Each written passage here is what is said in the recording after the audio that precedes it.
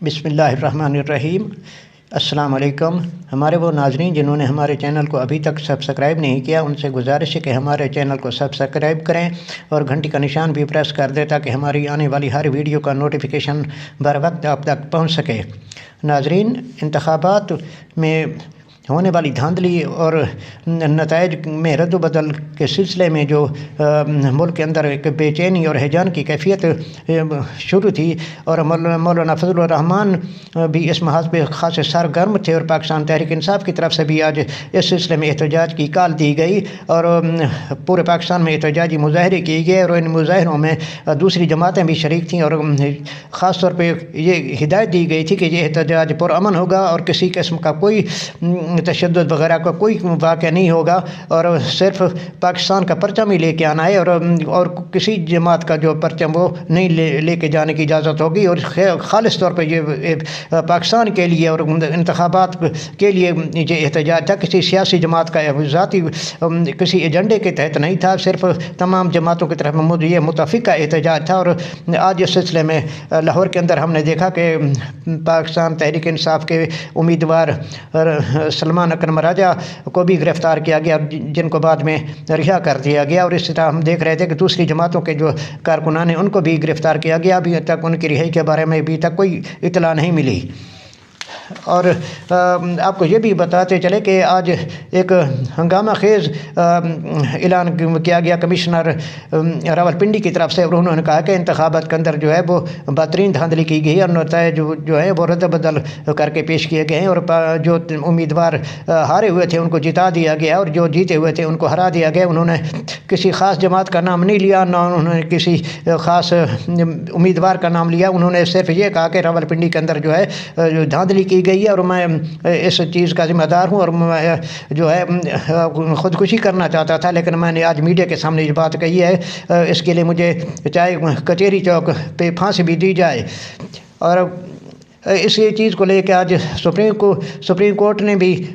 آج اپنا اجلاس بلایا، اور 5 ججز نے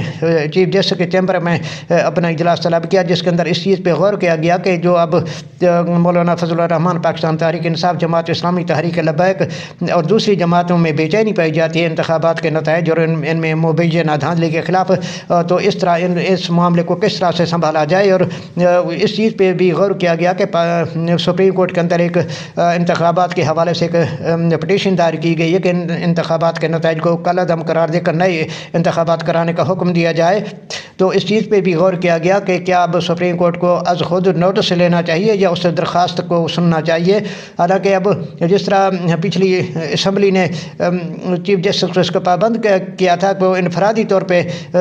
سوموٹو نہیں لے سکتے، تو اب ان کے لیے ضروری ہے کہ وہ سپریم کورٹ کے 2 سینئر ججز کے ساتھ ایک کمیٹی بنا کے پھر فیصلہ کر سکتے ہیں کہ اب ان کو نوٹس از خود نوٹس لینا چاہیے یا نہیں لینا چاہیے۔ اب یہ اس چیز کا کل معلوم ہوگا کہ اب وہ کیا فیصلہ کرتے ہیں کہ از خود نوٹس لیتے ہیں یا جو آئینی درخواست دائر کی گئی ہے اب اس درخواست کی سماعت ہوتی ہے، اس بات کا کل تک انتظار کرنا چاہیے۔ ناظرین، ملک کے حالات تیزی کے ساتھ تبدیل ہوتے جا رہے ہیں، اور اب دیکھیں تو آج علی امین گنڈا پور نے بھی پشاور میں پاکستان تحریک انصاف کے کارکن کے ساتھ خطاب کیا، اور ان کا خطاب جو لائیو ٹی وی پہ تمام چینلز نے نشر کیا، اور انہوں نے عمران خان کی تصویر ہاتھ میں اٹھائی ہوئی تھی، اور کارکن بڑے جذبے کے ساتھ عمران خان تیرے جانثار بے شمار بے شمار، عمران خان تیرے جانثار بے شمار بے شمار کے نعرے لگا رہے تھے۔ اور علی امین گنڈا پور نے بھی خطاب کیا، اور انہوں نے کہا کہ عمران خان کا یہی نعرہ ہے کہ یہ ملک بھی میرا، یہ فوج بھی میری ہے، یہ ادارے بھی میرے ہیں۔ تو انہوں نے بہت اچھا مثبت پیغام دیا، اور انہوں نے کہا کہ ہم نے صوبے کو آگے لے کے جانا ہے، ہم نے عوام کے مسائل حل کرنے ہیں، ہماری کسی کے ساتھ کوئی لڑائی نہیں، ہم مفاہمت کرنا چاہتے ہیں، ہمارے اس پیغام کو سمجھا جائے، اور ہم سب کے ساتھ بیٹھنے کے لیے تیار ہیں، ہم کسی بات پہ کسی چیز کو اپنی ضد اور انا کا مسئلہ نہیں سمجھتے۔ ناظرین، یہ سارا کچھ عوام کے ووٹ کی طاقت کی وجہ سے ہوا ہے، اور اب علی امین گنڈا پور کو جو پاکستان تحریک انصاف کی طرف سے خیبر پختونخوا کا وزیر اعلیٰ بھی نامزد کر دیا گیا، ان کو بھی اب پروٹوکول دینا بھی شروع ہو گیا، اور آئی جی اور چیف سیکرٹری ان کے والد کی وفات کے لیے ان کے رہائش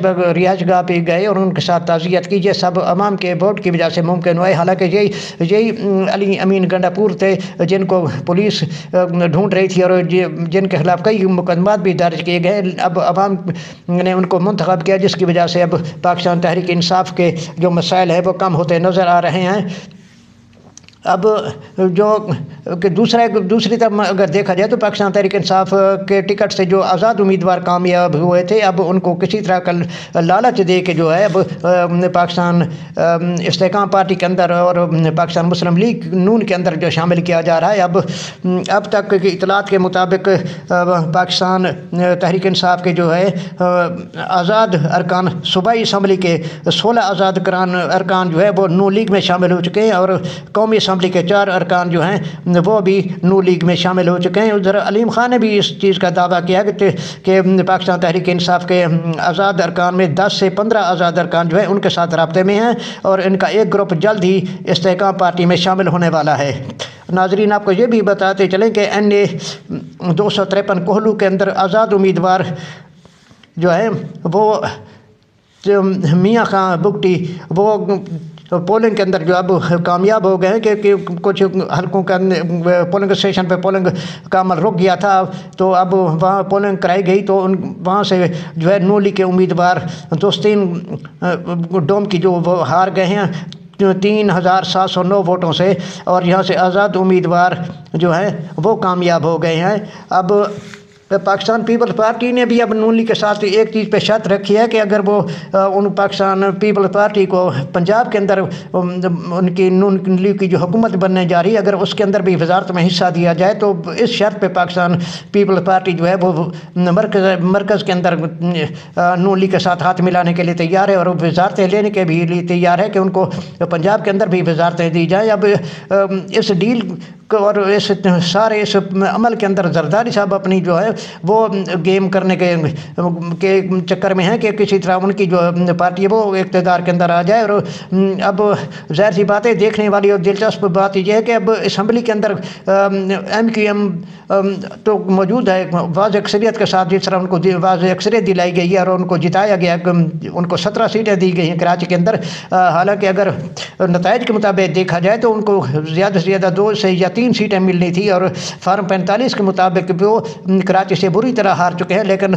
جس طرح دوسری جگہوں پہ یہ کیا گیا، اسی طرح کراچی کے اندر بھی MQM کو سیٹیں دی گئی ہیں۔ اب دیکھنا یہ ہے کہ جب وفاقی کابینہ کے اندر پاکستان مسلم لیگ، پاکستان پیپلز پارٹی اور MQM کے وزراء بیٹھے ہوں گے تو ان کی تو آپس میں پہلے ہی نہیں بنتی، اب کس طرح شہباز شریف ان دونوں کو ایک ساتھ بٹھا کے اور اپنی حکومت کا جو نظام ہے وہ چلا سکتے ہیں۔ اب امریکہ کی طرف سے بھی پاکستان میں ہونے والی دھاندلی اور نتائج میں رد و بدل کے خلاف جو ہے وہ تشویش کا اظہار کیا گیا ہے۔ اور ایک اور بات ناظرین، آپ کو یہ بھی بتاتے چلیں کہ جو علی وزیر تھے انہوں نے بھی اب کہا ہے کہ عدم اعتماد کے وقت شہباز شریف نے کہا تھا کہ ہماری حکومت میں آ جائے، پھر ہم حکومت آنے کی وجہ سے پھر ہمارا بھی یہی خیال تھا کہ ہمارے لیے بھی آسانی پیدا ہو جائے گی۔ اور اب جس طرح بلوچستان اور سندھ میں جو تحریک چل رہی ہے، یہ کوئی بھی رخ اختیار کر سکتی ہے، اور حالات کو سمجھنے کی ضرورت ہے، اور کسی کو اپنی ضد اور انا کا مسئلہ نہیں بنانا چاہیے۔ اب جس طرح GDA بھی احتجاج کر رہی ہے، اور کل کا جو عوام کا سمندر تھا احتجاج کے اندر، جس کے شرجیل میمن نے مذاق میں کہا کہ یا شرجیل میمن عام طور پہ انتہائی سخت باتیں کرتے ہیں، اور انہوں نے کہا یہ مریدوں کا اجتماع تھا، یہ کوئی سیاسی اجتماع نہیں تھا۔ اب ظاہر سی بات ہے، پاکستان تحریک انصاف جو پہلے 9 مئی کے بعد سیاسی تنہائی کا شکار تھی اور کوئی بھی اس کے ساتھ بیٹھنے کو، ملاقات کرنے کو تیار نہیں تھا، اب انتخابات کے بعد تحریک انصاف جو ہے وہ سب کی آنکھوں کا تارا بن گئی، اور اسے دوسری جماعتیں بھی اب اس کے ساتھ ہاتھ ملانا شروع ہو گئی اور اس کے ساتھ بیٹھنے کے لیے تیار ہو گئی، اور ملاقاتوں کا سلسلہ بھی جاری ہے، جس کی وجہ سے نون لیگ، پیپلز پارٹی اور MQM خاص طور پہ پریشان ہیں، اور وہ پاکستان تحریک انصاف کو سیاسی طور پہ تنہا کرنا چاہتے تھے، لیکن عوام نے ان کو جو مینڈیٹ دیا ہے اور اس کے مطابق اب پاکستان تحریک انصاف کے لیے بہت سی آسانیاں پیدا ہونا شروع ہو گئیں، اور آنے والے وقت میں مزید پاکستان تحریک انصاف کے لیے جو ہے حالات اچھے ہوتے جائیں گے۔ تو ناظرین ملک کے لیے بھی یہی اچھی چیز ہے، اور عوام اور ملک کا بھی اسی چیز مفاد ہے کہ جو مینڈیٹ دیا گیا ہے اس کا احترام کیا جائے، اور جس جماعت نے بھی جہاں بھی اکثریت حاصل کی اس کا حق ہے کہ اس کو حکومت بنانے دی جائے، بجائے اس کے کسی اور کا مینڈیٹ چھینا جائے اور ارکان کو لالچ یا کسی اور طریقے سے ان کو توڑ کے ان کی وفاداریاں تبدیل کی جائیں۔ تو ملک اور معیشت کا اسی چیز میں مفاد ہے کہ سب کے مینڈیٹ کا احترام کرتے ہوئے سب ایک ہی فارمولے پہ متفق ہو جائیں کہ نتائج میں جو رد بدل کیا گیا ان کو درست کر کے جس طرح نتائج فارم 45 کے مطابق جاری کیے گئے تھے اسی طرح پھر جو ان کی سیٹیں چھینی گئی ہیں ان سیٹیں واپس کی جائیں، اور سب کے مینڈیٹ کا احترام کرتے ہوئے ملک کو آگے کی ترقی کی طرف بڑھایا جائے اور یہ مسائل جو ہیں وہ ختم ہو سکیں۔ ناظرین آپ کی خدمت میں پھر حاضر ہوں گے، اس وقت تک کے لیے اجازت، اللہ حافظ، اپنا بہت سا خیال رکھے گا۔ پاکستان زندہ باد۔